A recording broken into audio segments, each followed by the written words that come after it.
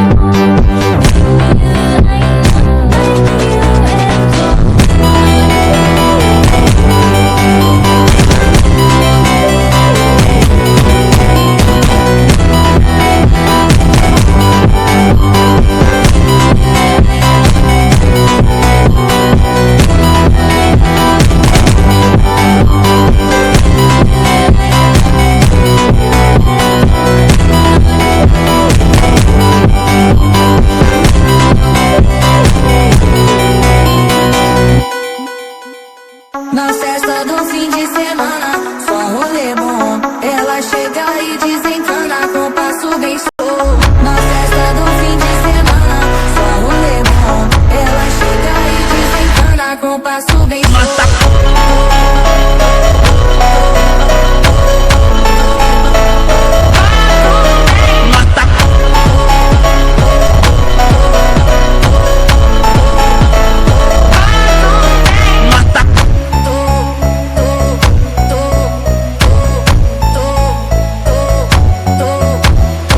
Na festa do fim de semana, só rolê bom. Ela chega e desencana com passo bem solto. Na festa do fim de semana, só rolê bom. Ela chega e desencana com passo